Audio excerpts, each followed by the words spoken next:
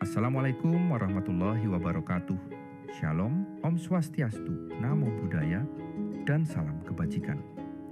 Berikut merupakan presentasi dari hasil diskusi kelompok kami dengan judul Kesenjangan Sosial sebagai Isu Ekonomi Kontemporer Indonesia. Studi kasus warisan kolonial Belanda sebagai akar kesenjangan sosial Indonesia, Jawa Maju, wilayah timur tertinggal.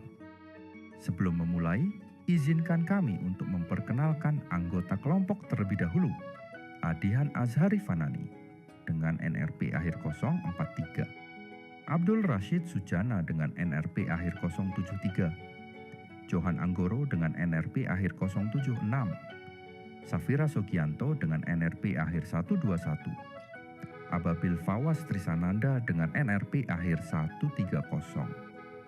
Walau ekonomi nasional tumbuh stabil, kesenjangan sosial masih tinggi. Rasio Gini berada di angka 0,375 dan kelas menengah menyusut. Ketimpangan ini berakar dari warisan kolonial Belanda yang membangun struktur ekonomi ekstraktif dan terpusat di Jawa. Karena itu, pendekatan ekonomi historis penting untuk memahami dan mengatasi disparitas Jawa Timur. Pada era kolonial, pembangunan infrastruktur seperti jalur pos Dendels dan rel kereta dipusatkan di Jawa. Kebijakan etis pun lebih menguntungkan perkebunan besar. Ketimpangan historis ini memperkuat struktur ekonomi ekstraktif yang terbawa hingga era modern. Analisis kami mencakup 3 aspek utama: warisan kolonial Belanda, pendekatan ekonomi historis, dan disparitas ekonomi antar provinsi yang masih terlihat hingga kini. Warisan kolonial mencakup sistem kultur stelsel, pembangunan infrastruktur terpusat, institusi ekstraktif, dan jejak perkebunan besar yang menghambat transformasi agraria di banyak daerah.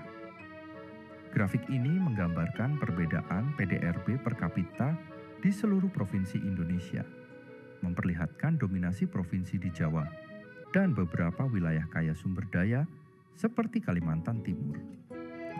Dari data yang ada di BPS terkait produk domestik regional bruto (PDRB), Pulau Jawa memiliki PDRB yang paling tinggi dibandingkan pulau-pulau di timur.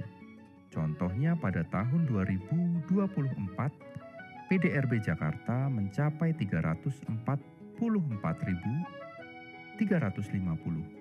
Sedangkan di Papua Pegunungan PDRB-nya hanya sebesar 18.105. Ini membuktikan bahwa tingkat pertumbuhan ekonomi yang dilakukan pemerintah belum inklusif dan masih menyebabkan ketimpangan.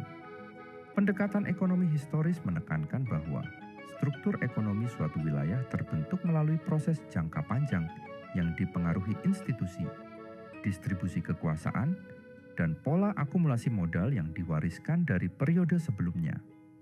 Dalam kerangka ini, ketimpangan regional dipahami sebagai konsekuensi dari path dependency, yaitu keadaan ketika keputusan dan institusi masa lalu membatasi pilihan serta hasil ekonomi masa kini. Perspektif ini juga menyoroti peran institusi ekstraktif kolonial yang membentuk pola pembangunan tidak merata, di mana alokasi infrastruktur, distribusi faktor produksi, dan orientasi ekonomi ditentukan oleh logika kekuasaan historis. Dengan demikian, pendekatan ekonomi historis tidak hanya menganalisis data ekonomi kontemporer, tetapi mengaitkannya dengan evolusi institusi, pola investasi, serta relasi pusat daerah yang telah terakumulasi selama berabad-abad untuk menjelaskan mengapa ketimpangan regional bersifat persisten dan struktural. Infrastruktur kolonial memberi keuntungan awal bagi Jawa. Keuntungan kumulatif membuat modal, tenaga, dan industri sempit di Jawa, sehingga meningkatkan produktivitas regional dibandingkan wilayah timur. Institusi dan kepemilikan sumber daya pola kepemilikan tanah dan kelembagaan yang ekstraktif mendorong transformasi ekonomi yang inklusif di banyak wilayah luar Jawa.